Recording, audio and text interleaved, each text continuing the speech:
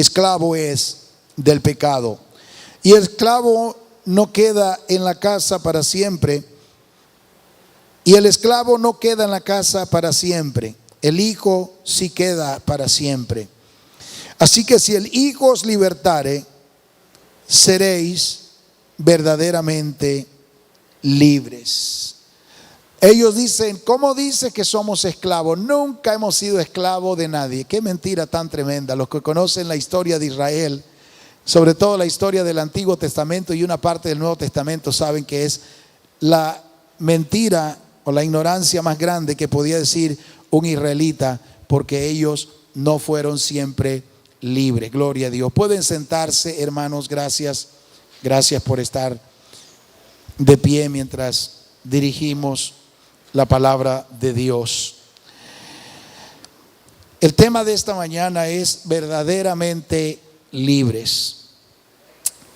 Cuando los españoles llegaron a América, esta llegada de ellos a estas nuevas tierras desconocidas fue marcada por la esclavitud, una gran esclavitud. Y luego de ellos haber arrasado a los indígenas, se vieron obligados a importar mano esclava de africanos. Y cuando estos esclavos africanos se rebelaban, ellos escapaban a los campos formando pequeñas comunidades llamadas palenques. Estos esclavos, para poder ser identificados, eran marcados con una R. Esta R significaba que eran propiedad del reino o del reinado español. Seguida a esta R que marcaban en su piel, seguía la inicial del nombre de la persona que era su dueño o su esclavista. Luego de múltiples rebeliones y abusos evidentes, se llegó a crear la ley conocida como la ley de los partos. Esta ley que le permitía a los esclavos después de los 18 años ser libres de la esclavitud o de la opresión de sus amos. Sin embargo, y debido a la inconformidad de los esclavistas o de sus dueños, se volvió a implementar otra ley. Era la ley del aprendizaje.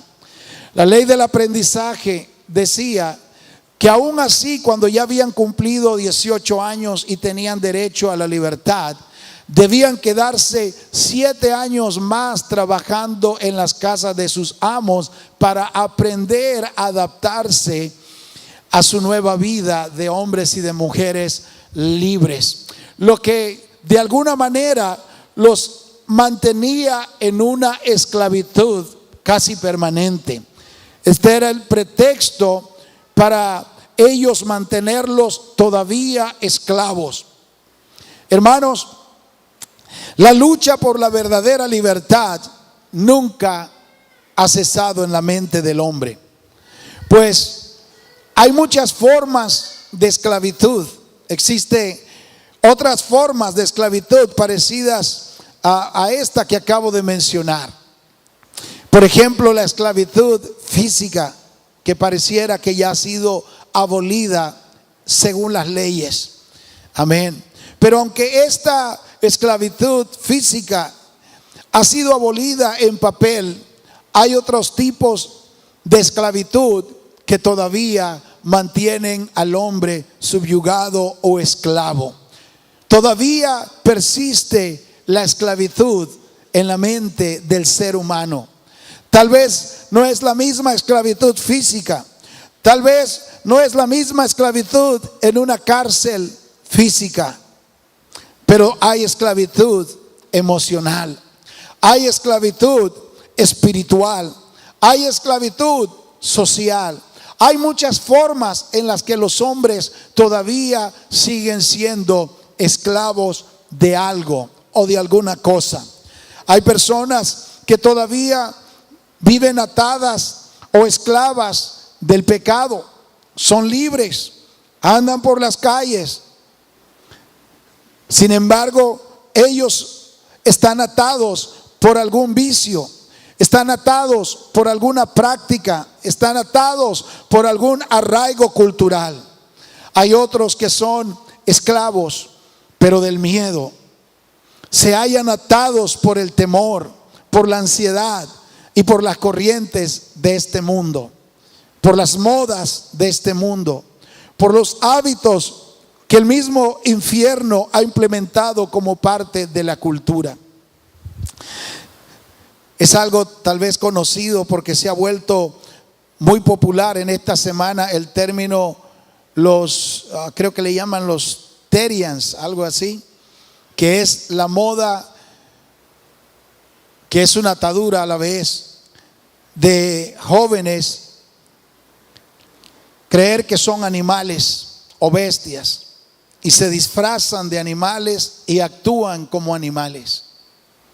Tal vez alguien sabe de lo que estoy diciendo. Pero todas estas cosas son formas de esclavitud, son formas de ataduras.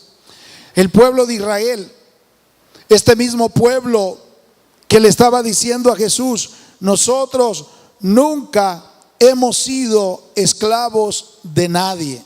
Mire la palabra que ellos le dicen a Jesús. Ellos le dicen al Señor en este pasaje: si el Hijo libertare, seréis verdaderamente libre. Pero ellos le dijeron: somos parientes de Abraham, somos linaje de Abraham y nunca hemos sido esclavos de nadie. Qué tremendo que ellos dijeran esto. Nunca hemos sido siervos de nadie. ¿Cómo dices tú que necesitamos ser libres? Pero a ellos se les había olvidado, al parecer, porque una de las cosas que a veces la mente traiciona al ser humano es olvidar nuestro pasado.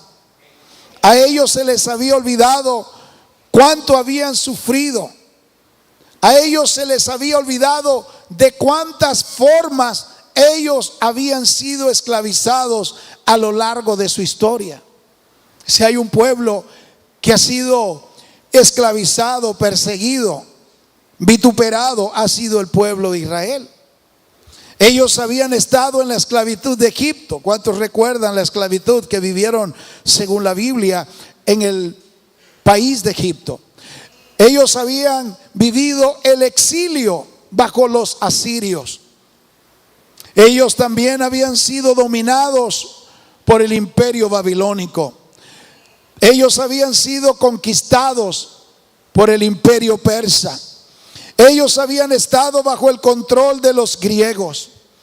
Ellos habían sido dominados y sujetados por el imperio romano en la época de Jesús. De hecho, cuando Jesús les dice a ellos que necesitaban ser libres, y ellos dicen: somos linaje de Abraham y nunca hemos sido esclavos de nadie, en ese momento eran esclavos de los romanos.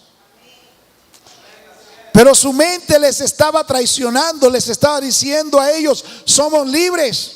¿Cómo puedes decir que eres libre si en este preciso momento eres esclavo de un imperio romano?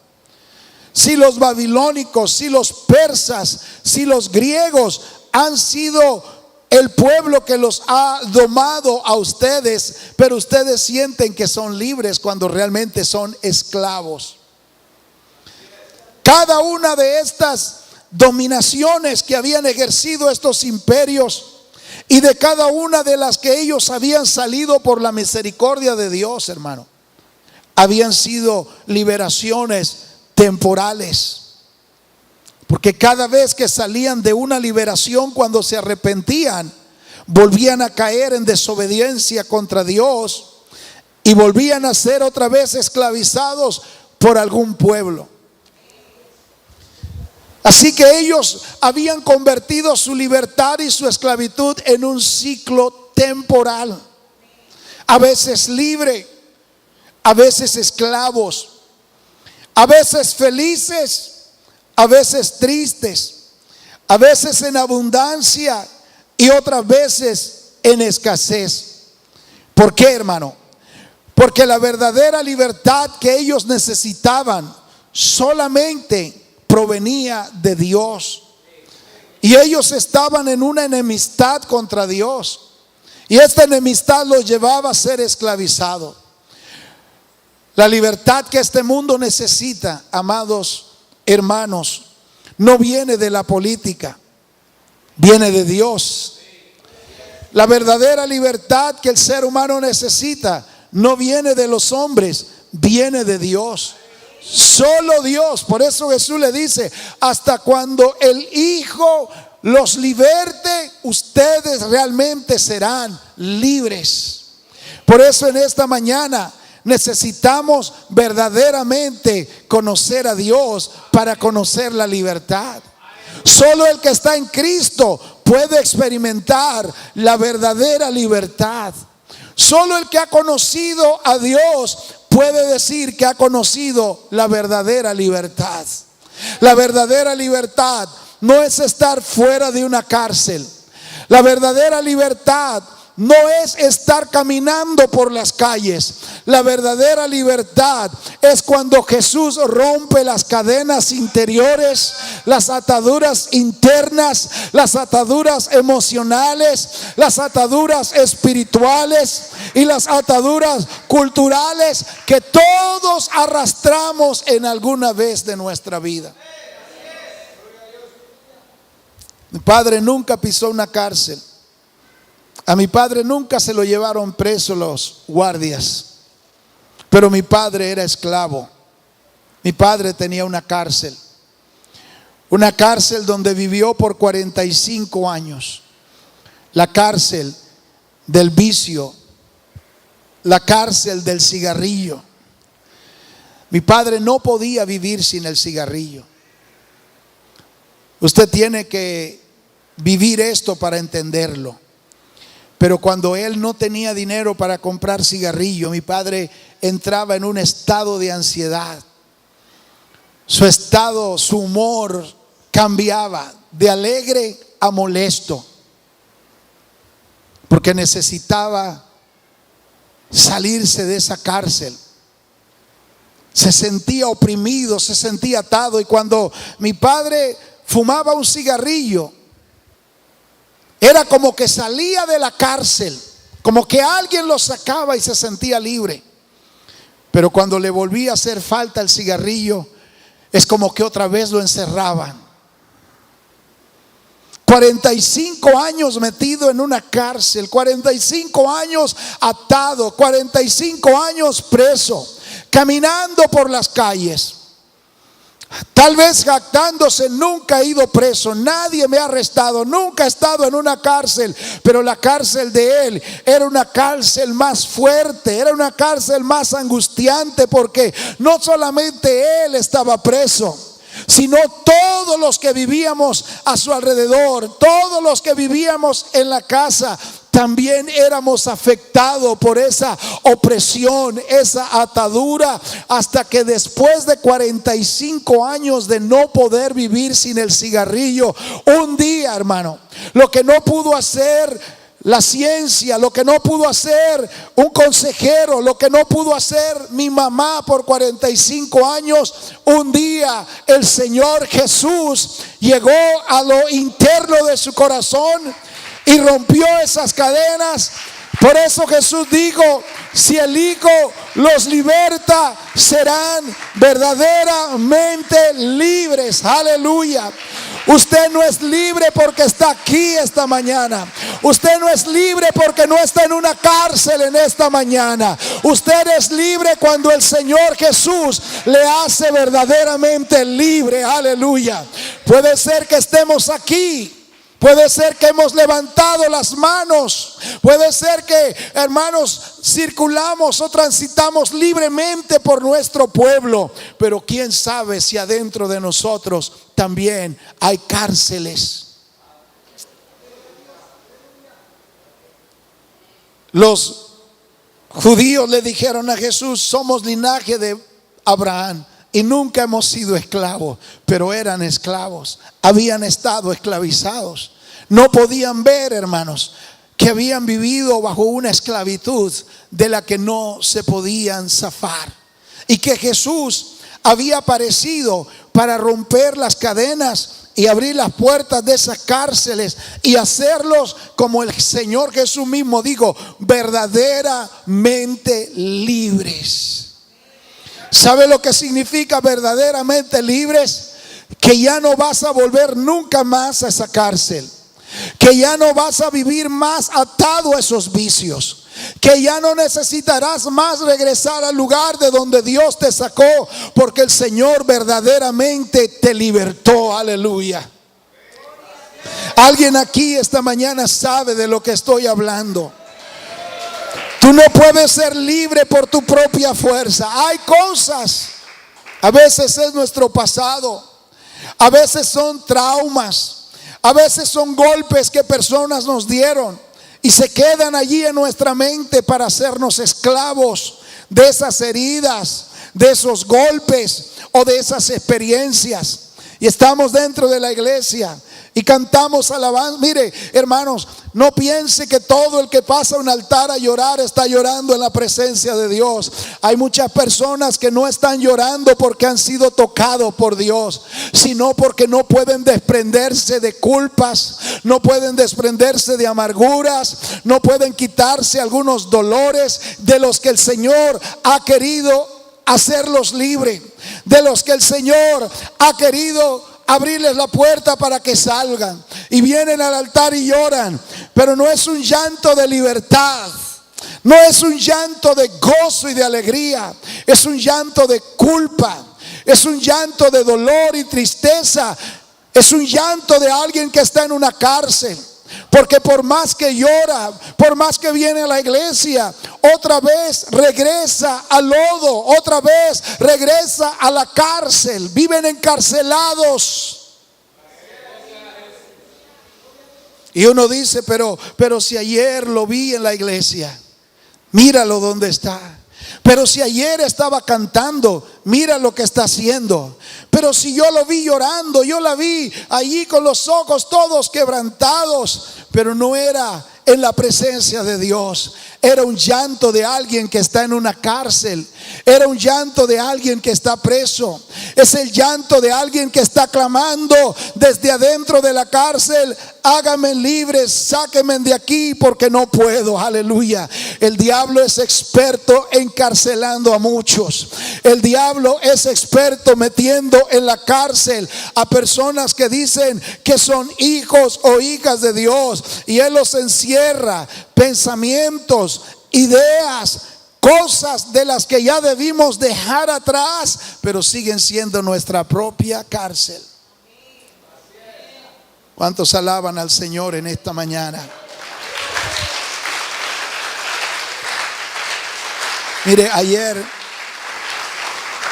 alguien vino a mi oficina, y voy a decir esto con mucho cuidado, pero es un testimonio más que algo privado. Pero alguien vino a mi oficina y me estaba contando su testimonio, cómo se ha educado en sus años tan difíciles, con tanto sacrificio, y ya estaba a punto de graduarse. Me estaba contando esta persona, y le dijeron: bueno, solo falta un examen. Si pasas el examen te gradúas, si no pasas el examen te quedas y tienes que pagar tanto dinero. Y empezó el enemigo inmediatamente a poner pensamientos en su mente, y empezó su mente a trabajar, porque a veces el enemigo solo pone la semilla, pero nosotros le ponemos la tierra, nosotros la abonamos, nosotros la regamos, y nosotros hacemos de un pensamiento que el enemigo puso en nuestra mente, o que alguien alguna vez puso en nuestra mente, hacemos nuestra propia cárcel. Y empezó a pensar: ¿qué pasa si pago todo ese dinero y no paso el examen? Si me quedo. Y empezamos a pensar todo lo negativo. Hay personas, hermanos, que todo su cárcel es su cabeza, su pensamiento negativo. No se puede, no voy a salir de esto, no lo voy a lograr. Y faltando un día para hacer el examen, para inscribirse en esta promoción de este último curso de su universidad, tomó la decisión de inscribirse y de pagar todo ese dinero. y las cosas se complicaron porque, hermano, no tuvo tiempo de estudiar bien y adelantaron el examen. Pero estaba orando: Señor, ayúdame a pasar el examen. Y cuando la profesora les había ya programado el pensamiento, le digo: este examen es muy duro, este examen no cualquiera lo pasa. Y es muy probable que usted, a veces, hermano, nosotros somos más fértiles para oír lo negativo que lo positivo. Hay mentes que son muy fértiles para lo malo. Hay mentes que son muy fértiles para el fracaso. Usted le puede hablar 1000 cosas buenas y no las asimilan, pero usted les hace una sola propuesta de algo malo y ellos lo creen, ellos lo fertilizan, ellos lo riegan, y ellos, hermanos, ellos solitos se meten en la cárcel, cierran el candado y tiran la llave.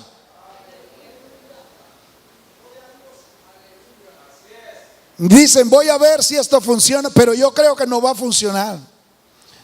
Voy a casarme, pero vamos a ver si me pasa igual que a mi papá o a mi mamá o a mi abuelito. Ya están ellos mismos encerrándose en una cárcel. Y esta joven hizo el examen con ese pensamiento: este examen es muy duro, no cualquier. ¿Quién sabe? Yo no lo voy a pasar. ¿Quién sabe? Yo voy a pasar.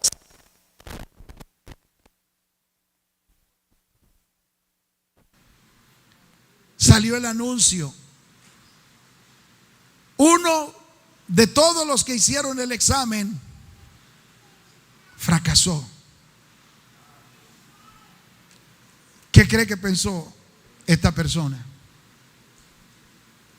Yo no fui. Dios está conmigo, Dios me ayudó, Dios me fortaleció, Dios me ha dado un espíritu superior, yo estudié. No, ¿sabe lo que pensó? Esa una de tantos, esa una tal vez soy yo.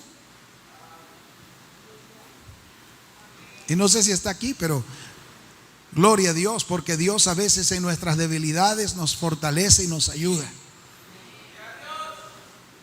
Y después se le acercó alguien de la clase y estaba triste y le dijo: ¿sabes que reprobé el examen? Y como había escuchado que solo uno se había reprobado el examen, gracias a Dios, entonces fue ella y no yo. Y pasó el examen. Y ayer por la tarde me llamaron: pastor, necesitamos hablar con usted. Y al pastor también le pasa lo que le pasa a ustedes. No estaba pensando: quién sabe, va a traer una ofrenda para la construcción del nuevo edificio, sino qué problema me va a traer la hermana, qué le habrá pasado. Y ahí estábamos en la oficina y me dice: hermano, no, yo nunca pienso eso, hermano, yo siempre pienso lo mejor. Es una broma para que se despierte. Yo sabía que era algo bueno, porque aún de lo malo Dios saca cosas buenas. Usted puede traer todas las malas noticias que quiera y se va a ir contento o contenta de la oficina. Hay hermanos que vienen a la oficina tristes, casi que la frente les da al piso, pero cuando se van, hermanos, se van motivados, contentos, con la autoestima arriba. ¿Sabe por qué? Porque lo que Dios nos ha dado es más grande que lo que el mundo nos ha dado. Tenemos una palabra que es más poderosa que todas las palabras negativas que recibimos en el mundo. Y sabe, esta hermana vino a decir: pastor, me contó toda esta historia y dice: y entre todos los que habían de mi promoción, yo fui la única con un nombramiento del Meduca para empezar a trabajar. Jovencita todavía, aleluya. Qué bueno, hermanos, que tenemos un Dios poderoso que no se fija cuánto tú has luchado, de dónde tú vienes, los traumas que has tenido. No, Dios dice: si el Hijo te liberta, vas a ser verdaderamente libre. No importa el camino que has recorrido, no importa la gente mala con la que te has topado, yo te voy a hacer libre para que vivas una vida plena en Dios, porque la vida en Dios es una vida verdaderamente libre. Dios no quiere ver a un pueblo bendecido el domingo y oprimido de lunes a sábado. Dios no quiere verte, hermanos, con una bandera los domingos y con una sábana arrastrando los otros 6 días de la semana. Si el Hijo te liberta, serás realmente libre, dice el Señor. ¿Cuántos alaban al Señor? Dele un aplauso al Señor Jesús. Qué bueno es el Señor. Hermanos, ¿sabe cuál es una de las técnicas de los que doman los elefantes? Con maltrato. El diablo lo que hace es agarrar a gente, maltratarla, golpearla, herirla, para que eso se quede en su mente. Y después, qué difícil es sacar eso de su pensamiento. Porque él sabe, si eso está en tu mente, cuando tú trates de hacer algo, lo primero que va a venir a tu mente son los golpes que has recibido. Y saben, dicen que una de las cosas que hacen los domadores de elefantes es agarrarlo desde que es un pequeñito elefante y lo amarran de la pata a un tronco muy duro. Y cuando este pequeño animal trata de zafarse esa cadena y lucha para quitarse esa opresión que tiene, lo primero que empieza a sentir es la fuerza de la cadena atada a ese tronco. Y así permanece por mucho tiempo, hasta que por último, dicen, ese pequeño elefante se da por vencido, porque se da cuenta que ese tronco y esa cadena es más fuerte que él. Hasta que por último, cuando ya se convence y se rinde y se entrega a esa cárcel, acepta esa opresión, acepta la esclavitud. Hermanos, nunca acepte la esclavitud ni la opresión. Venga de donde venga, rechácela. Sea lo que sea, rechácelo. No acepte la condición de opresión como un estado permanente. Tal vez recíbalo como un estado temporal. Tal vez mírelo como algo pasajero, pero no se adapte a la cárcel, a las cadenas. Siempre diga: el Señor me va a sacar de esta cárcel, el Señor me va a hacer libre de esta opresión. Esto tarde o temprano va a pasar, en el nombre de Jesús. ¿Y sabe lo que sucede, hermano? Que le dejan la cadena allí y se la pueden amarrar a la pata de esa silla. Pero en la mente de este animal, su instinto le dice que por más que luche, ya no ve la silla, ya no ve que el tronco no está. Pero en el instinto de este animal ha aceptado las cadenas, ha aceptado que luche lo que quiera luchar. Él es esclavo. Amén. Y cargan esa marca que dice R. ¿Quién es tu amo? El rey que te domina. Es un espíritu. El rey que te controla tu carácter es un espíritu. Dice que a estos esclavos le ponían una R para que cuando ellos miraban la marca donde se la pusieran, ellos supieran que le pertenecían al rey. Y más abajo, otra pequeña inicial de quién era lo que lo esclavizaba. ¿Entienden lo que estoy diciendo? Hermanos, cuando el Señor liberó a Israel de Egipto, Él no solamente quería sacarlos físicamente de Egipto, Él quería sacarlos mentalmente de Egipto. ¿Entienden lo que estoy diciendo esta mañana? Él quería transformar su mentalidad de esclavos a una mentalidad de hijos libres. Aleluya. Dios no solamente quería que físicamente ellos se vieran fuera de Egipto, porque hay algunos que físicamente se ven fuera de Egipto, pero espiritual y mentalmente están dentro de Egipto. Y cuando iban en el camino, ¿qué era lo que recordaban? La comida de Egipto. ¿Qué era lo que recordaban? Su vieja vida de Egipto. O sea, habían sido libres, pero seguían siendo esclavos en su mente. Egipto se había encargado de ponerles una marca. Egipto se había encargado de hacer su trabajo en sus mentes. Faraón había logrado convencerlos de que aunque estaban fuera de las tierras de Egipto, su amo seguía siendo Faraón. Sus costumbres seguían siendo egipcias. Hermanos, sus cuerpos eran libres, caminaban hacia un nuevo porvenir, pero sus mentes permanecían en la cárcel de Egipto. Y de la misma manera, hoy Dios, hermanos, no solo quiere perdonar nuestro pecado, Dios no solo quiere que olvidemos nuestro pasado, pero Él quiere renovar nuestra manera de pensar para que podamos vivir como hijos del Rey. Aleluya. Él quiere renovar nuestro pensamiento para que tengamos pensamientos de hijos libres y no de esclavos. Aleluya. Alguien puede alabar a Dios en esta mañana. Dios quiere que tú seas libre completamente. Dios quiere que tú no estés por la noche con ese pensamiento que te enferma. Dios quiere que tu familia viva una vida plena en el Señor, porque somos hijos libres y no hijos esclavos. No solo somos libres física, sino también espiritual, emocional y mentalmente somos libres. ¿Cuántos dicen gloria a Dios? Hay cosas de las que Dios nos quiere liberar esta mañana, si están en nuestras vidas. Yo me acuerdo que mi papá iba a la iglesia, él nos acompañaba a la iglesia, y cuando regresaba de la iglesia él decía: qué bonito el culto, qué bien me trataron los hermanos.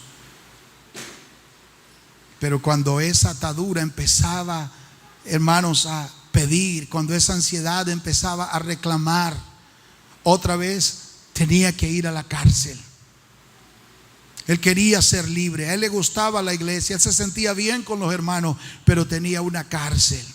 Hay cárceles, hermanos, emocionales. Alguien sabe de lo que estoy hablando esta mañana. Y yo quiero hablarles por un momento y quiero que me oigan, por favor, desde su corazón. Hermanos, una cosa es experimentar emociones, otra cosa es hacernos esclavos de las emociones. Una cosa es que tú sientas tristeza, porque como seres humanos sentimos esa emoción, la tristeza. Otra cosa es que te hagas esclavo de la tristeza. Una cosa es que atravieses un tiempo de dolor por alguna pérdida, por alguna situación dolorosa, pero otra cosa es que tú te vuelvas esclavos del dolor, que tú te vuelvas esclavos de la tristeza. Es normal nuestras emociones, pero lo que no es normal es ser esclavo de nuestras emociones. Aleluya. Está bien que tú perdiste a un ser querido. Yo lloré cuando perdí a mi padre. Yo recuerdo, hermanos, eso fue un golpe duro. Mi esposa, mis hijos estaban pequeños. Mi esposa no se dio cuenta de muchas de estas noches en vela, pensando solamente en la pérdida del hombre que nunca nos abandonó, que nunca se apartó de nosotros, que fue un hombre en todo el sentido de la palabra, nos sustentó. Pero hay un momento en que esas emociones ya dejan de ser solo emociones y se convierten en una cárcel. Y está todo el tiempo llorando a la abuelita, y está todo el tiempo llorando al perrito, y está todo el tiempo llorando que lo golpearon, y está todo el tiempo deprimido porque lo abusaron, y está todo el tiempo recordando que lo abandonaron. Hermanos, está bien tener emociones de tristeza, de dolor, de angustia, de las pérdidas, de los golpes, pero hay un momento en el que el Señor te dice: hey, lo siento, hay que seguir, lo siento, pero hay que avanzar. Sacúdete el polvo, límpiate las heridas, pero no te vas a quedar en esa cárcel, no te vas a quedar preso en esa cárcel, porque si te quedas allí, esa cárcel te va a dominar toda la vida. Esa cárcel va a decidir por ti toda la vida. Esa cárcel va a afectar a tu esposo, a tu esposa toda la vida. Así que cuidado con las emociones, porque son normales hasta que se vuelven una cárcel, dejan de ser normales. Lea la Biblia y se dará cuenta que el pueblo de Israel casi convierte la muerte de Moisés en una cárcel. Lea la Biblia para que vea cómo que no era para menos. Moisés era el único hombre que habían conocido como un gran líder. Moisés era el hombre que los sacó de Egipto hasta llevarlos a las puertas de la tierra prometida. Moisés fue el hombre cuyas manos ellos habían visto. Tocó las aguas del río, del mar Rojo, y se abrieron.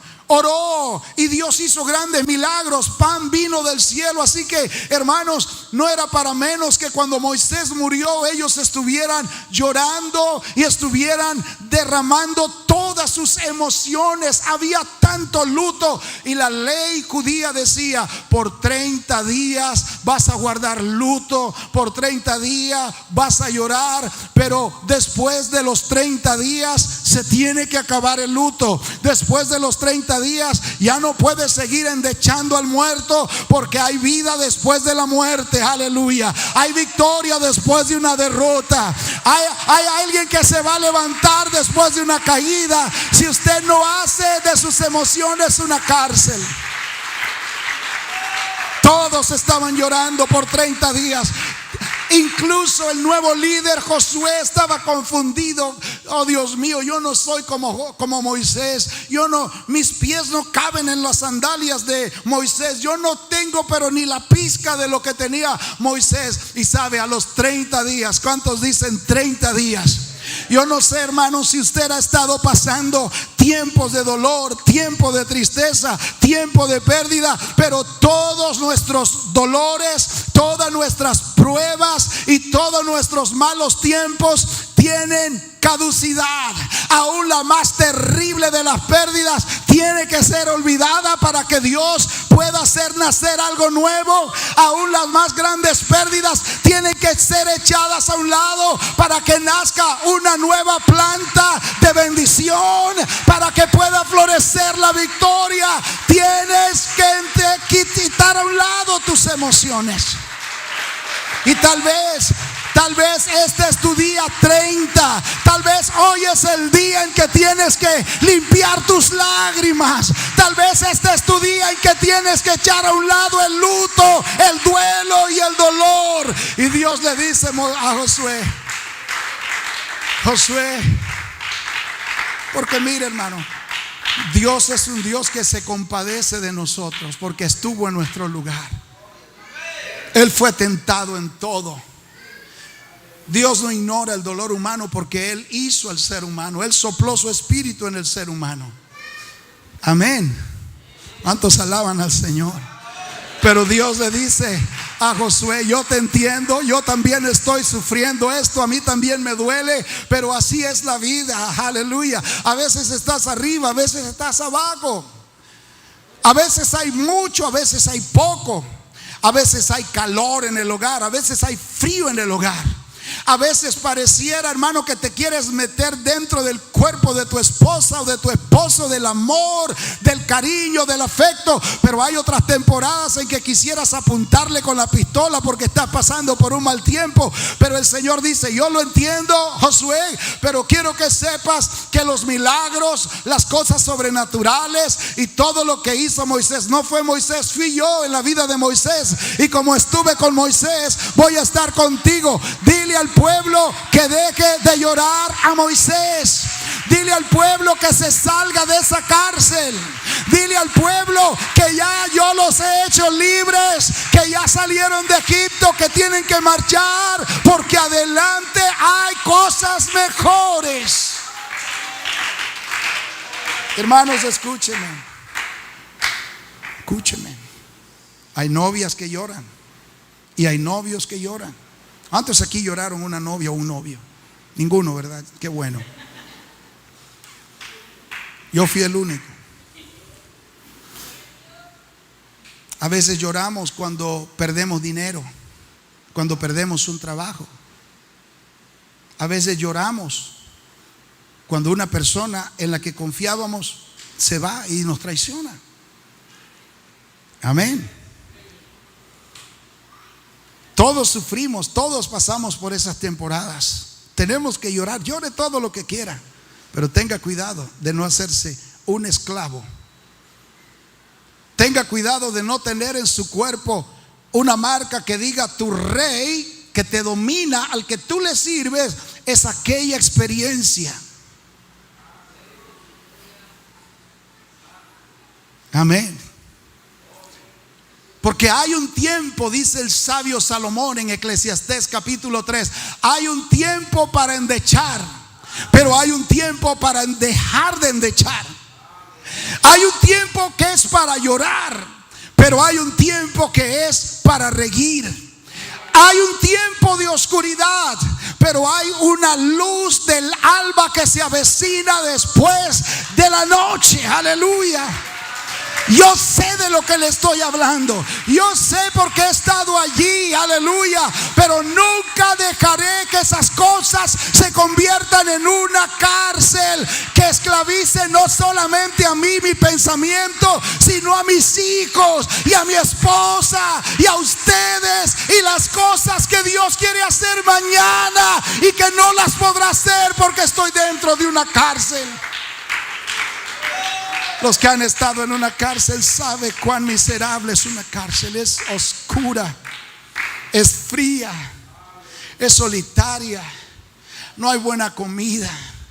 Las cárceles huelen mal, y ahí es donde el enemigo quiere. Por eso les digo, hermanos, hay gente que no está llorando en el altar. A veces uno se engaña. Hay personas que yo escucho, me dicen, ahora sí, hermano, ahora sí, ya no voy a dejar que más. Y a veces en un mes o en 2 meses. Pero ¿qué pasó con lo que me dijiste? Sabe que a los presos los dejan salir por un tiempo. Te portaste bien, anda y vas hasta le permiten llevar a la esposa a la cárcel. Hasta los dejan ir a limpiar el parque. Pero después tienes que volver a la cárcel. Dios no solo quiere que tú llores el domingo. Dios quiere que tú llores el miércoles y el mes que viene y el próximo año. Pero no por una cárcel de tristeza, no por una cárcel de culpa, sino quiere que tú vivas agradecido. Si se te sale una lágrima, que sea de agradecimiento, porque Él abrió las puertas de la cárcel cuando tú no podías abrir las puertas de la cárcel. Que sea de alegría, que cuando tú sales de aquí le digas a tu esposa, a tus hijos, a tu esposo, vamos a comer la mejor comida esta tarde, vamos a un restaurante, vamos a caminar a la orilla del río, porque el Señor nos ha hecho libres. Alguien está aquí esta mañana, aleluya. Alabe al Señor por un momento.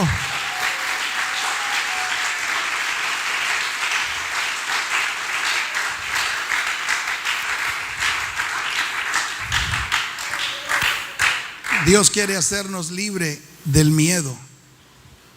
Dice Lucas capítulo 22 verso 49. Míralo en tu Biblia, 49 y 50 de Lucas capítulo 22. ¿Cuántos están felices esta mañana de ser hijos del Rey de Reyes y Señor de Señores? Jesús es el Rey sobre el rey llamado miedo. Jesús es el Rey sobre el rey llamado sentimientos. Aleluya. Él borró esas cicatrices, hermanos. Él borró esas marcas. Tú cambiaste de dueño. Ahora tu dueño es alguien que abrió las puertas y te deja ir. Ya lo tienen, capítulo 22 del libro de Lucas, el versículo 49 y 50. Qué poderoso es Dios, que nos ha hecho verdaderamente libres. Amén.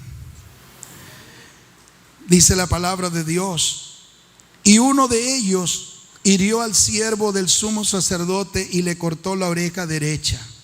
Entonces respondió Jesús y dijo: basta ya, dejad.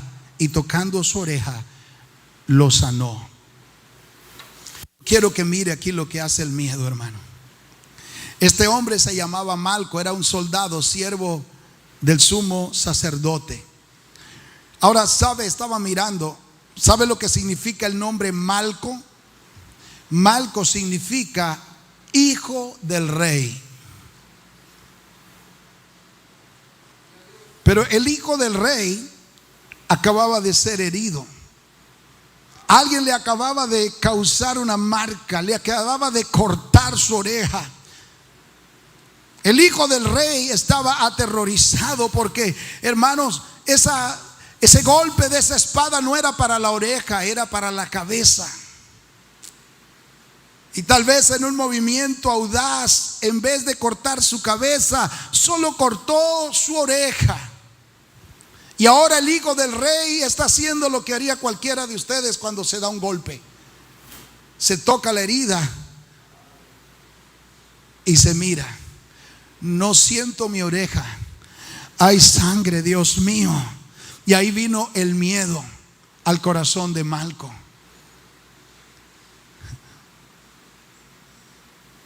Mire, hay personas que ni siquiera pueden ver la sangre y se desmayan.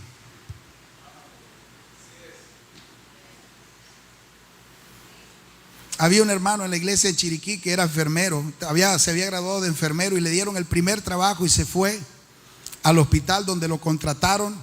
Y el primer paciente que le llega al hospital se había cortado con un machete y lo traían vendado el pie con la herida vendada.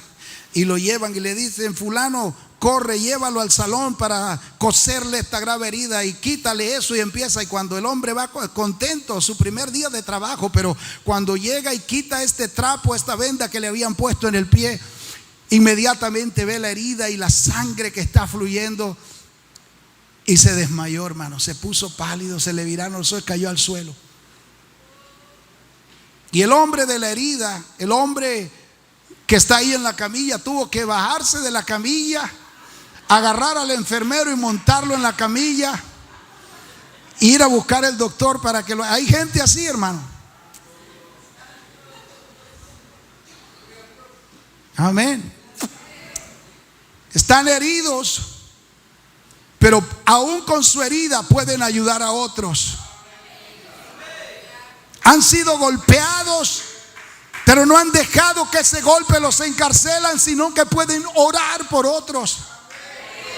Dios no quiere una iglesia llena de hijos débiles que digan: yo soy Malco, soy el hijo del rey. Pero cuando alguien les hace un golpe, siempre viven tocándose la herida y mirándose la sangre. Siempre están recordando: allá va el hermano que me hirió, allá va el hermano que me hizo. Son esclavos del miedo, hijos del rey miedo. Hasta que llega el rey de reyes, toma esa oreja, la limpia, la sacude y la pone en su lugar, aleluya, y los sana de todas sus heridas, a pesar de que en este momento estaba siendo arrestado para subir por el viacrucis del dolor y de los golpes.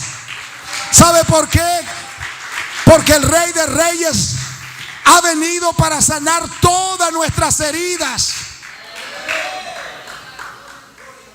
¿Cuántos dicen gloria a Dios?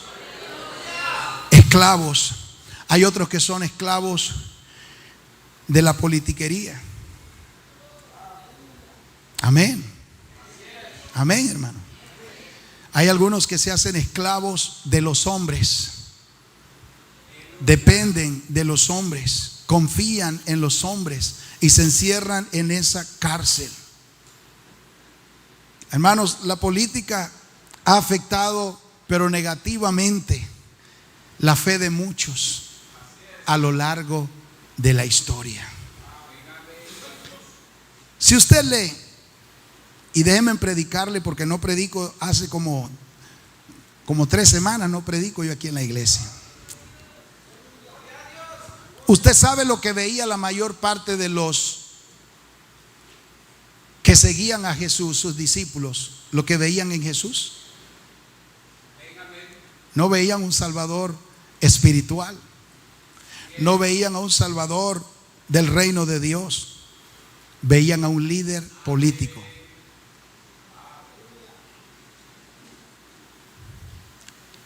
Escúcheme, muchos hermanos, todos somos ciudadanos y por deber tenemos que ir a votar, debemos tener nuestras preferencias políticas. Nadie debe de meterse en las convicciones políticas de nadie. Si a uno le gusta el rojo, está bien. Si al otro el blanco, el azul, no hay problema. Pero yo quiero decirles, tenga cuidado, porque nuestra fe no está en el reino de esta tierra, no está en los hombres. Eso te puede meter en una cárcel. Tu fe puede morirse cuando tú crees que tu salida vendrá de los hombres y no de Dios. Algunos están peleando porque creen que cuando Jesús establezca su reino, los pondrá de ministros en su gobierno y las cosas se van a arreglar para ellos. Y la madre trae a 2 hijos y le dice: Señor, cuando estés en tu reino, ponga a mi hijo a la derecha y otro a la izquierda. Y el Señor la reprende y le dijo a esta mujer: mi reino no es como tú te lo imaginas, no es como este imperio romano, mi reino es distinto.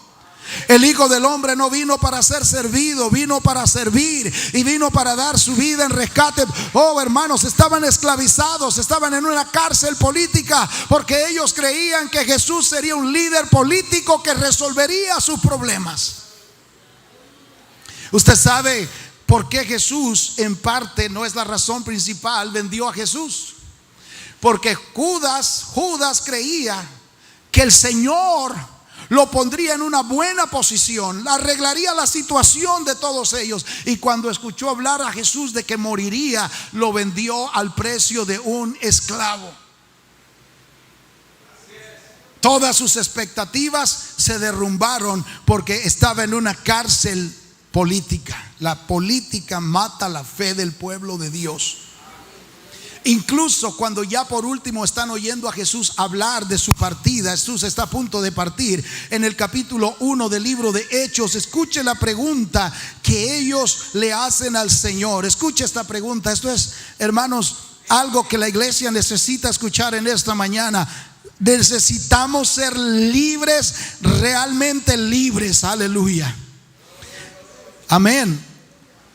Y ellos le hacen la pregunta al Señor, capítulo 1 de Hechos, versículo 6. Le dicen: entonces los que se habían reunido le preguntaron diciendo: Señor, ¿restaurarás el reino a Israel en este tiempo? ¿Sabe lo que significaba esto? Señor, ¿nos vas a devolver la gloria que tuvimos antes? ¿Nos vas a volver a poner en el principal lugar donde estuvimos antes? Y la respuesta del Señor es: a ustedes no les toca saber los tiempos y las sazones que el Padre ha puesto en su sola potestad, pero recibiréis poder, aleluya, cuando haya venido sobre vosotros el Espíritu Santo, y me serán testigos en Jerusalén, en Judea, en Samaria y hasta lo último de la tierra. Van a ser libres en donde estén, como estén. Van a predicar mi palabra por encima de las circunstancias que tengan. Póngase de pie, por favor. Libertad no es estar fuera de una cárcel. Libertad no es tener el bolsillo lleno de dinero. No, hay muchas personas que tienen todo eso y más y son esclavos. Pero tú puedes ser libre aún estando sin dinero. Tú puedes ser libre aún estando en una cárcel. Porque la Biblia dice en el libro de Hechos, capítulo 16, que Pablo y Silas habían sido encarcelados.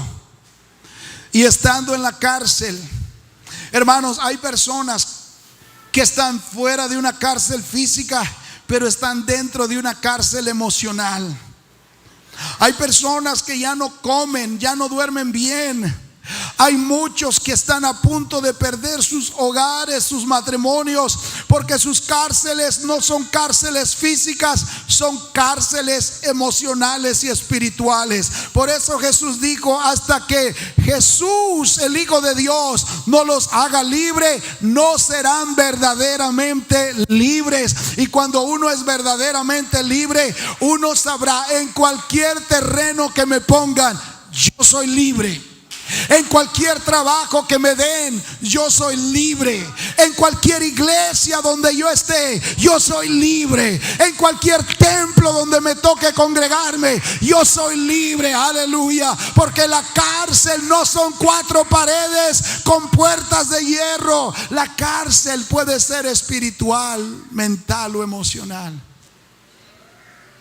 Hay algunos que dicen, hermanos, si no hay aire acondicionado, yo hoy no alabé a Dios porque no había aire. Hay otros que dicen, yo no canté bien porque hoy la batería no sonó bien y el piano estaba dañado. Pero escúchame, no es lo que está alrededor tuyo, es lo que está dentro de ti. Porque si usted lee el libro de Hechos capítulo 16, Pablo y Silas digan a la medianoche. No era al mediodía en un resort.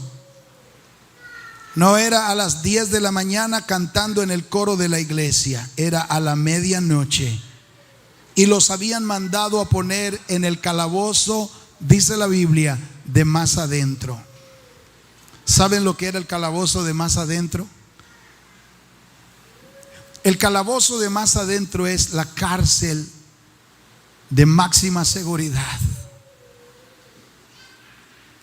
La cárcel o el calabozo es la cárcel donde ponen a los presos más peligrosos.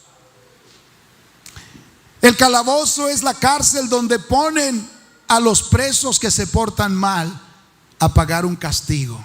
¿Cuál había sido el delito de Pablo y de Silas? Predicar, pueblo en pueblo, ciudad en ciudad. Y quiero que mires esto, hermanos. Capítulo 16 del libro de Hechos. Dice la Biblia en el versículo 25. Vamos a mirar versículo 22. Y se agolpó el pueblo contra ellos y los magistrados, y les rasgaron las ropas y le ordenaron azotarles con varas. Versículo 23. Y después de haberle azotado mucho, los echaron ¿dónde? Hermano, pero usted está diciendo que tenemos que salir de la cárcel, y a ellos lo echaron en la cárcel, porque las cárceles de las que te estoy hablando no son cuartos físicos. Amén. Los echaron a la cárcel y mandaron al carcelero que los guardara con seguridad. El cual, recibiendo este mandato, los metió ¿dónde? En el calabozo de más adentro, y les aseguró los pies en el cepo. O sea, les ataron en unos maderos los pies. ¿Sabe lo que significa esto, hermano? Tú no te puedes levantar. Tú no puedes caminar al baño. Tus pies están atados. No solo estás en una cárcel, pero estás atado allá adentro. ¿Saben? Le conté una historia aquí de una niña mal portada. ¿Alguien sabe de algún niño mal portado? Travieso, de eso que está. Y la mamá lo agarró a la niña y la sentó en la silla. Y cuando la sentó y dio la espalda, la niña se paró, y la mamá se regresó y la sentó otra vez y dio la espalda, y la niña se paró de nuevo, y la mamá fue y buscó la correa y la agarró y la sentó y le dijo: si te paras de allí, ahora te voy a dar con la correa. Y la niña le dijo a la mamá: mamá, ¿sabes qué? Por fuera estoy sentada, pero por dentro yo estoy parada. Y necesitamos gente así, que cuando no tienen trabajo digan: por fuera pareciera que no tengo trabajo, pero por dentro tengo fe que viene algo bueno para mí. Por fuera parece que estoy enfermo, pero por dentro estoy sano. Por fuera he tenido pérdidas y estoy triste, pero por dentro estoy feliz, porque mi Redentor vive y del polvo me va a levantar. Por fuera pareciera que hay cárceles y cepo, pero por dentro hay libertad, hay gozo. Y Pablo le dijo a Silas: por fuera estamos en el calabozo, por fuera estamos atados con cepo, pero por dentro estamos libres. Por dentro podemos estar en las calles predicando, podemos orar.